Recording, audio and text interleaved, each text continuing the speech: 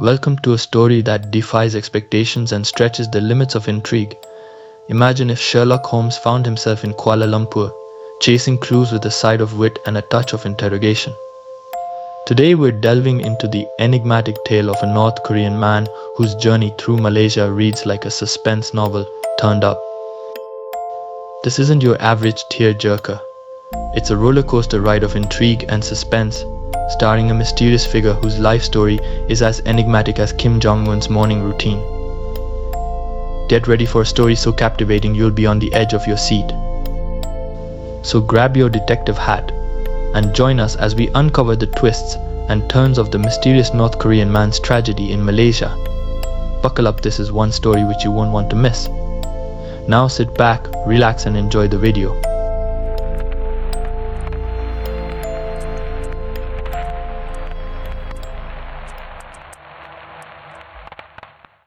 A Korean man is walking to the Kuala Lumpur International Airport. He is holding a black-colored bag on his shoulder and standing at a place where the flight name is displayed.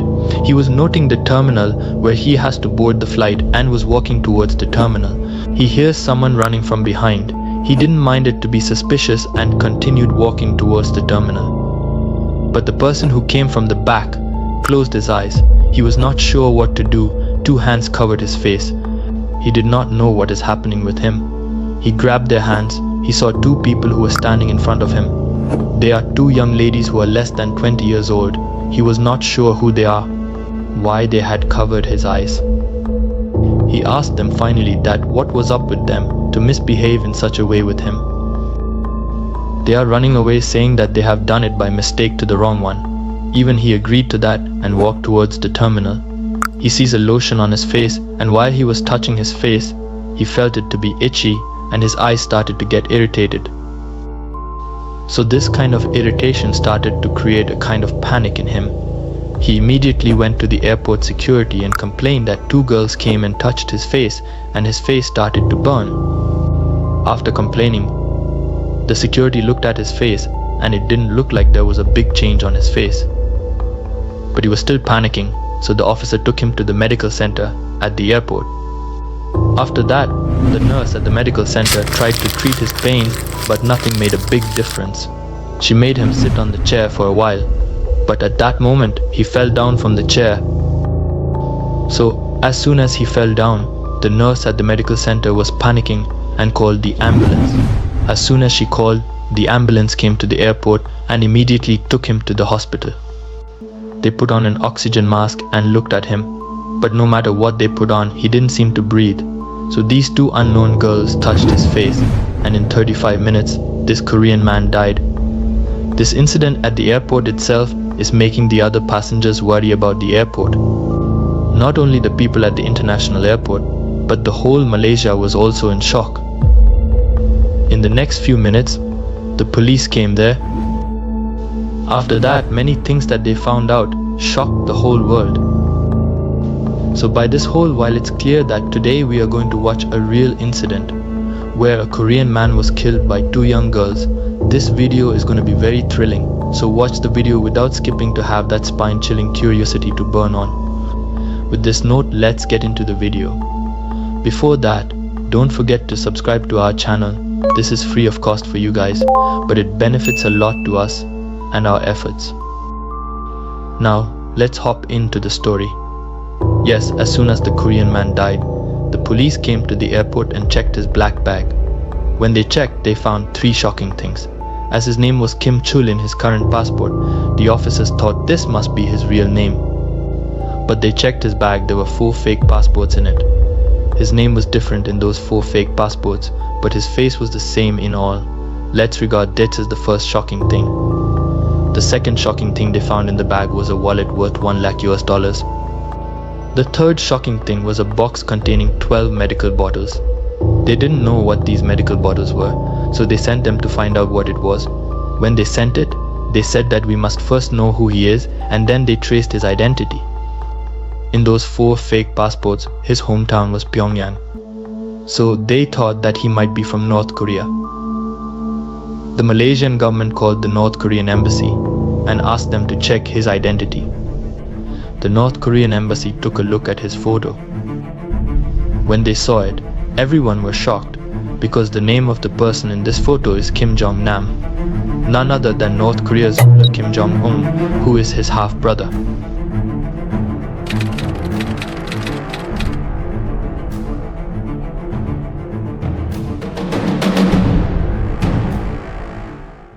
When the embassy asked the Malaysian police that why was this photo sent to them to check his identity, the Malaysian government replied, saying that this person died at the airport. In reply, the embassy cautioned the Malaysian police that this is not a normal thing. This is going to be a big issue. So find out the reason why he died immediately. Otherwise, Malaysia will be in a difficult situation. The police were frightened and frustrated after knowing this. They were scared about Kim's reaction regarding his half-brother's dismissal. Before he could do anything, they had to find out who had assassinated his half-brother. The Malaysian government began to criticize this case. The first thing they did was to send his body for autopsy. When they sent him for autopsy, they checked all the security cameras at the airport. They noticed a complaint that Kim Jong Nam already complained about the two women who came and touched his face. They noticed who those two women were in the CCTV, noting a woman came from behind and a woman from the front. They saw them holding his face, and after that incident, they saw her walking away. When they checked the next CCTV camera, they found out that those two women were going to different bathrooms. The police also noticed these two women while returning from the washroom, cleaning up their hands by using a tissue. With this, the police got a clue that these women should have used some chemical to apply on the victim's face. The CCTV cameras outside the bathroom showed their faces clearly. When they were collecting information, this case went to North Korea through embassy. Kim was very angry and said, "My brother is dead." Kim directly called the Malaysian government and questioned them TTA why were they still keeping the body, and asked them to send the body immediately to North Korea.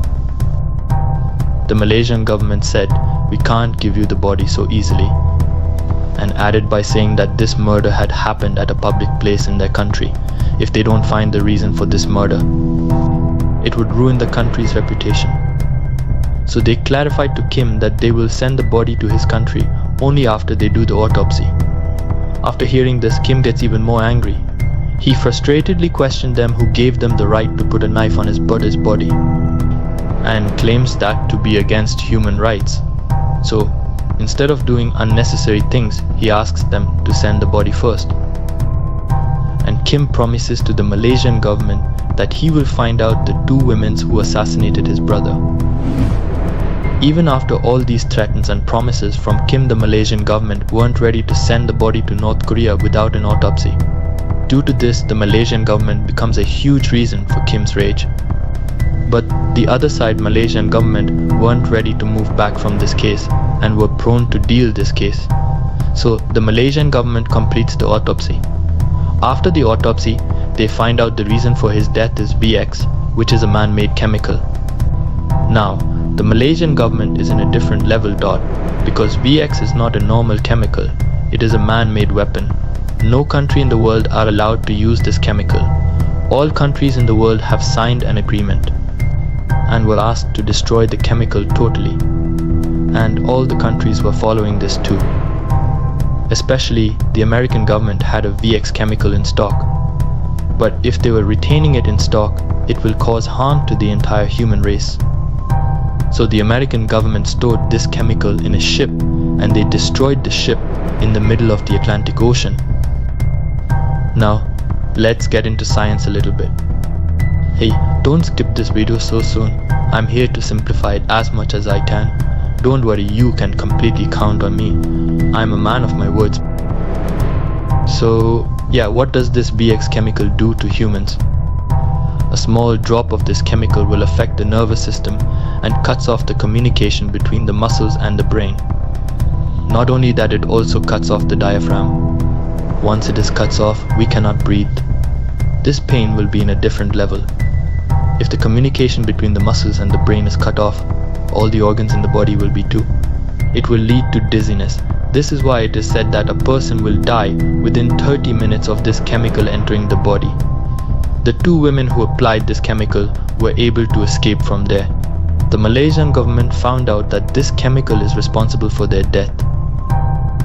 You may have a doubt. You may think that this chemical is like a lotion. The women were touched by this chemical. You may ask, didn't it do anything to them? This is where they have done some genius things.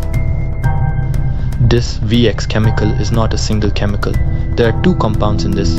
If the two compounds are separate, it won't cause any harm to us and any problems to our body. But if the two compounds combine, it will turn into a dangerous poison. Once the two compounds combine and turn into a poison, it will lead to death.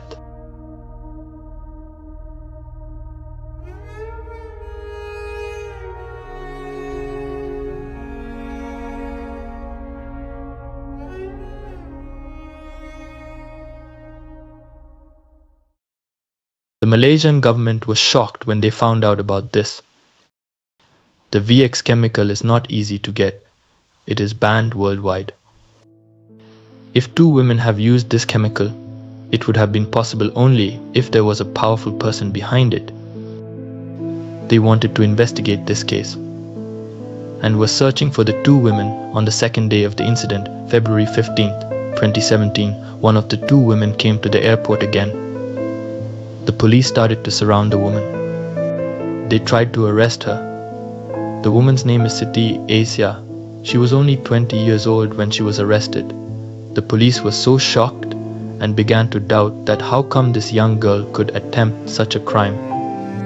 At that time, Siti didn't know what was happening there. She said innocently to the police that she didn't do anything wrong and claims herself to be a normal woman who had come here because her boss asked her to.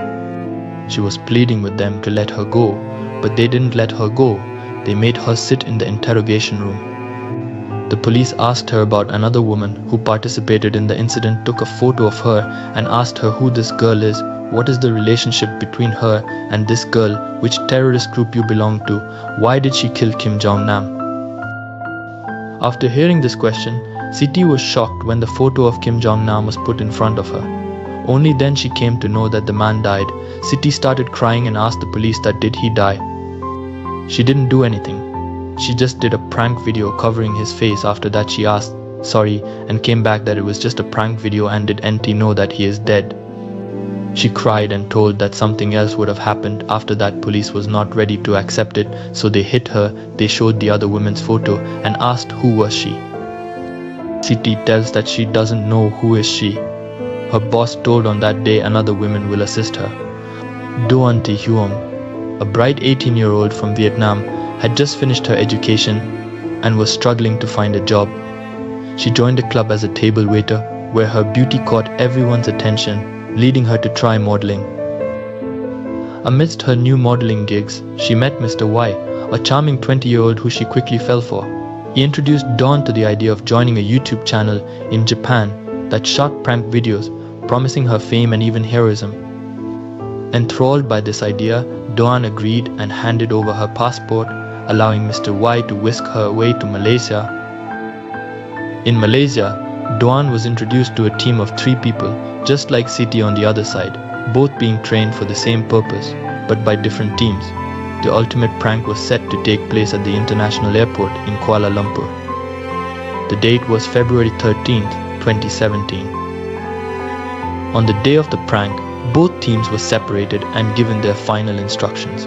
They were told to perform a prank video using a special lotion, different from the usual baby lotion, sticky like slime. Excitement and nerves were high as Siti and Doan, unaware of each other, prepared to execute what they thought was a harmless prank, each step leading them deeper into a dangerous game orchestrated by unseen hands. However, the situation taken a dark turn. Kim Jong Nam collapses and dies. After all these, in the aftermath, Doan, arrested in Vietnam, is confused and scared. The police, furious and suspecting a serious crime, beat and jail her. Siti, also arrested, finds herself in the same cell as Dawn. They try to communicate but struggle due to their language barrier, relying on non-standard English. The police, investigating further, discover videos on Dawn's phone which she had recorded for personal reference. The videos reveal the identities of their trainers and handlers, exposing them as North Korean agents. The shocking revelation sends ripples through the Malaysian government and the international community. The once innocent women used as unwitting tools in an assassination plot are now caught in a geopolitical nightmare, raising the question who orchestrated this deadly game from the shadows. The suspense builds as the authorities delve deeper into the identities and motives of the North Korean operatives, leaving us all on edge, wondering about the true extent of this sinister plot. The plot thickens. The Malaysian government, now aware that the assassination of Kim Jong Nam was orchestrated by none other than his brother, Kim Jong-un,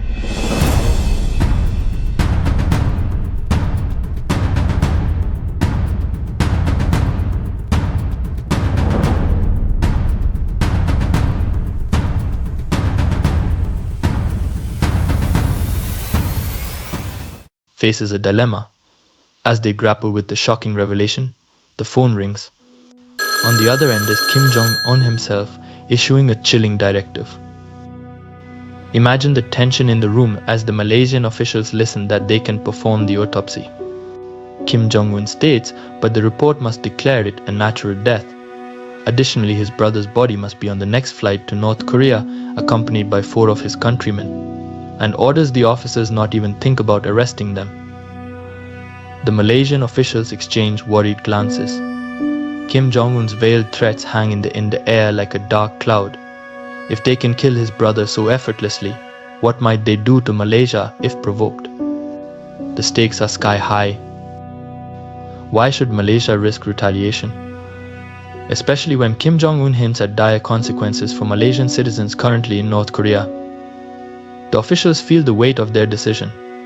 To protect their countrymen, they comply, sending Kim Jong Nam's body back to North Korea with the spies. But wait, where are the other 4 spies? Here's where the plot twists again. 4 had already left Malaysia, slipping away just before the incident erupted. The suspense mounts as the puzzle pieces click into place. Malaysia breathes a sigh of relief. Yet, one burning question remains: why did Kim Jong-un kill his own brother? What could drive a man to such extremes against his own flesh and blood? In the shadowy corridors of power in North Korea, a chilling tale of ambition, betrayal, and murder unfolds. A tale. Kim Jong-un, the supreme leader of North Korea, was not the first choice to inherit the mantle of leadership. His father, Kim Jong-il, a man known for his indulgent lifestyle, fathered children with multiple mistresses. Kim Jong-un and his half-brother, Kim Jong Nam, were born from these secretive liaisons.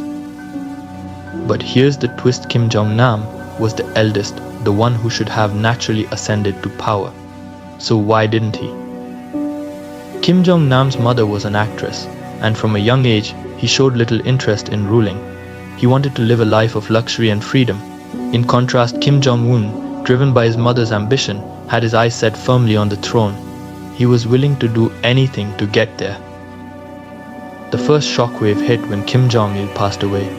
Kim Jong-un took over, but there was a formidable obstacle: his own uncle. This man, who had served Kim Jong-il for 20 years, was seen by many as the true successor. He was influential, experienced, and, crucially, of the same bloodline. The people thought he should lead. This did not sit well with Kim Jong-un. In a ruthless move, Kim Jong-un orchestrated his uncle's public execution. His 2 closest advisors were gunned down with machine guns in front of a horrified public. The message was clear: challenge Kim Jong-un, and you would face a brutal end. But what about Kim Jong Nam? The eldest son had left North Korea, seeking refuge in different countries. He loved the Western lifestyle, which infuriated Kim Jong-un. A plot was hatched to discredit him.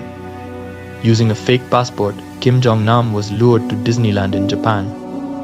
When his deception was uncovered, it was a national embarrassment. His Chinese alias, Fat Bear, only added to his humiliation. Kim Jong Nam knew he was in danger.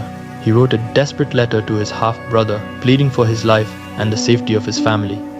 But mercy was not in Kim Jong-un's vocabulary. Kim Jong Nam fled to Macau, seeking safety. Yet, even there, Kim Jong-un's reach was long. And it just led to the assassination of his half-brother at the Kuala Lumpur airport, with well-organized determination, a casualty of his half-brother's insatiable lust for power. Why did Kim Jong Un choose an international airport for this gruesome act? The answer was chillingly simple: to send a message. No matter where you are, no matter how public the place, if you betray North Korea's secrets, you will pay with your life. And so the world was left to ponder how far would Kim Jong Un go to maintain his iron grip on power. The story of Kim Jong Nam's murder is not just a tale of sibling rivalry, it's a stark reminder of the lengths to which a dictator will go to silence his enemies and secure his throne. What secrets did Kim Jong Nam take to his grave, and who might be next in Kim Jong Un's ruthless game of power? The questions linger as the world watches, eyes wide open, never daring to look away. The video. And there you have it, a tale that would make even the most seasoned thriller writers take notes. The mysterious Kim Jong Nam's, with its mix of deception, intrigue, and the most unexpected of plot twists, and unleashing the crime of Kim Jong Un, has taken us on a roller coaster ride through a story stranger than fiction. With the truth now uncovered, we are left to ponder the layers of complexity and the sheer audacity of the real masterminds behind this tragic event. It's a stark reminder that reality often outstrips our wildest imaginations. As we close this chapter, remember, while this story may have reached its conclusion, the world remains a place where mystery and intrigue are just around the corner. Stay curious, stay vigilant, and stay with us for more stories that captivate and challenge. Until next time, keep your eyes open, because the next big mystery might be closer than you think. Please like the video to cherish the efforts we put in this video so that the YouTube algorithm pushes our channel to every corner of this world. And thank you so much for your patience, which made you stick till this very end of the video. We promise to entertain you guys throughout the future. On this note, it's the Team Enigma Paradox signing off.